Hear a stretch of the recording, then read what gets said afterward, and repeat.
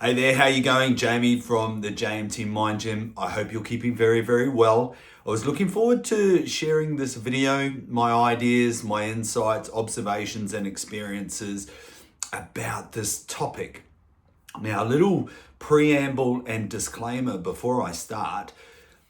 I would have to be one of the most flawed human beings you have ever met, either in person or online. If you can think of a stupid fucking thing a bloke could possibly do in their lifetime, it's more than likely I've done it. Very flawed, very fallible, and have made a ton of mistakes over the course of my life. Recently, I was on a popular podcast, the Dom Harvey podcast, and I remember being very nervous before going on this podcast. Currently rated #1 in New Zealand, and it's definitely in the top 5 in Australia. And I was really nervous because I thought to myself, well, I don't know what I've done in my life to really warrant being on a public and popular platform, like nothing special, nothing amazing or sort of podcast worthy in my opinion. And my wife said to me one day, or not one day, but in the morning before the podcast when I was really nervous, just finished brushing my teeth and we were heading to the studio. She said, your life isn't very special and you haven't really done anything that amazing, which obviously deflated what little ego I had. But what she said beautifully was, it's what you're doing now that makes you special and makes you different. And that underpins my whole topic today. Just that right there, if I could simply put that in a sentence. And it's about, can a leopard change its spots? And there's that great saying, can a leopard change its spots? And the answer is generally no. But like any thesis, there's an antithesis. So there is particles, there's antiparticles. There's an argument for, there's an argument against. There's challenge, and then there's support. And I'm here to challenge that statement because I'm living proof that a leopard can change its spots if it fucking wants to. Now, on that note, as human beings, we are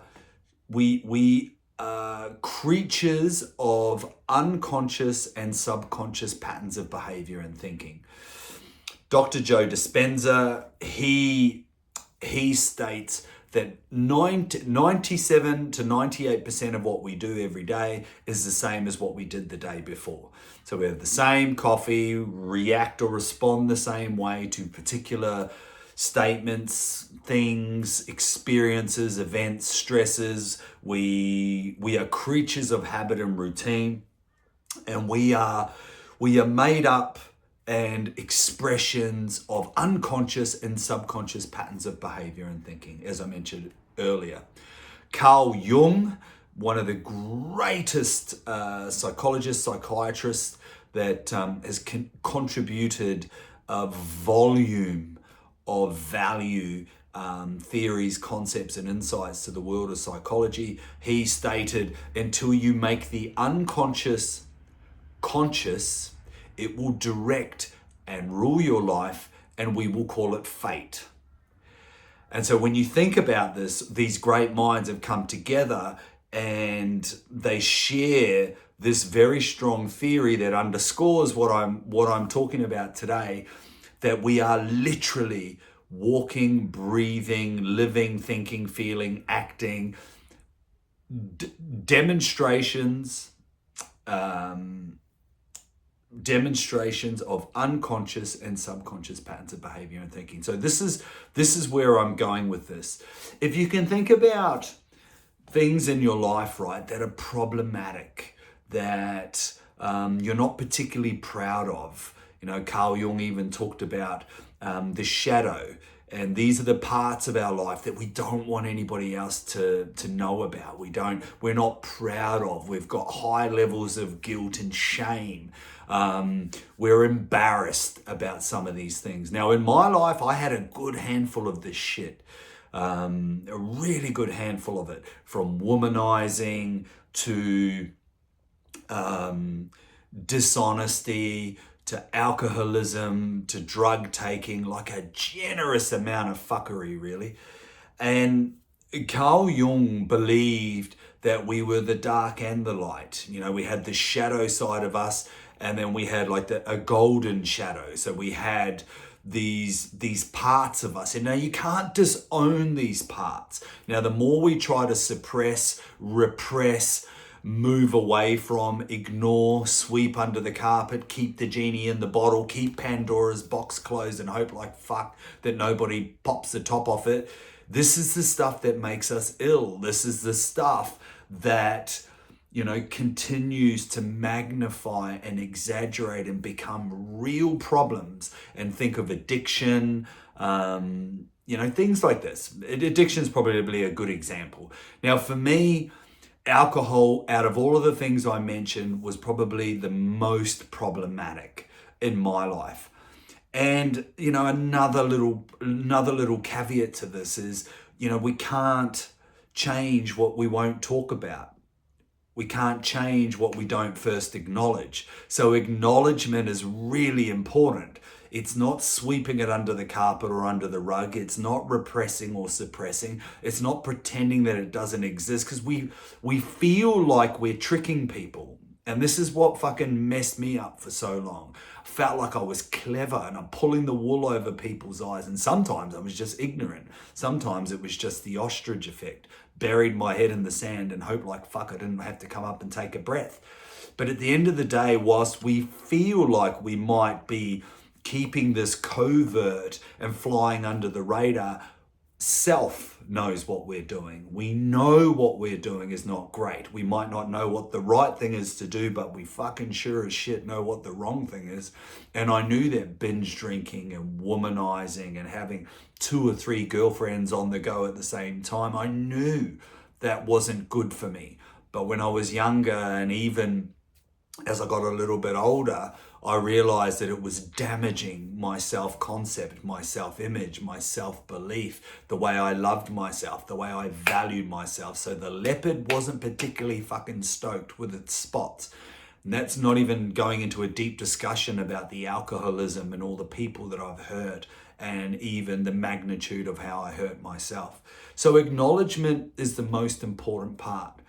Now, where the brilliance is and the magnificence is in our ability to change our spots, it's like that little statement when we say, oh, you know, I've connected the dots, which is fine on a surface level, but you've got to collect the dots before you connect the dots.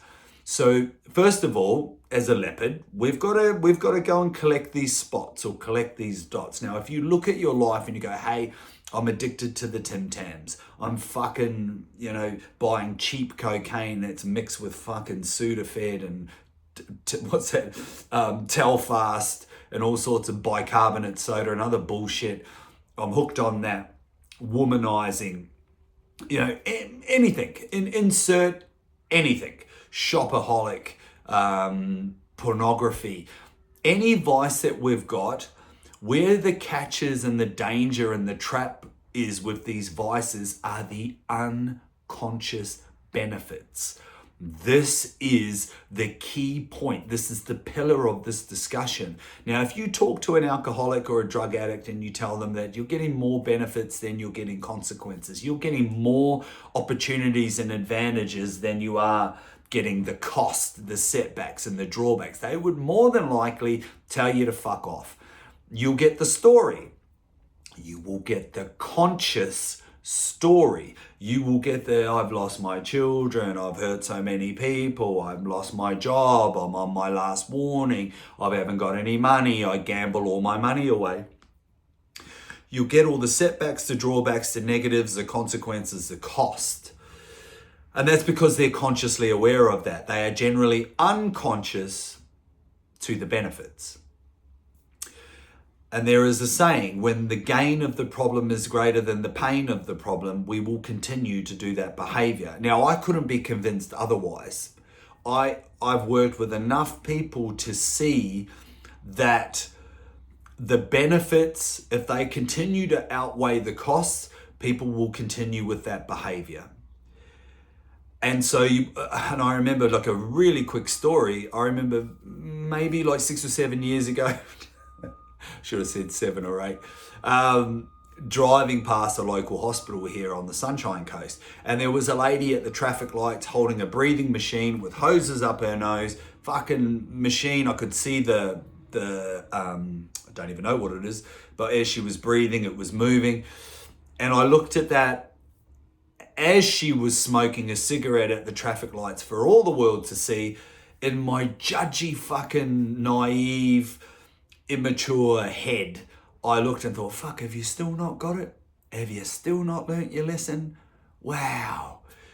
And little did I know the deep underlying psychological mechanisms of the gain of the problem being greater than the pain of the problem. So therefore the individual, or we, will continue with that vice.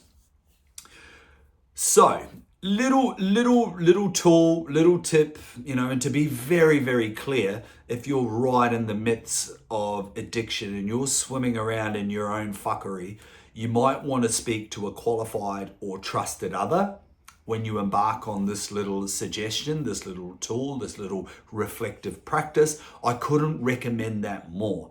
You're obviously welcome to contact me. More than happy to share my thoughts on it for what that's worth. But this is how this thing works.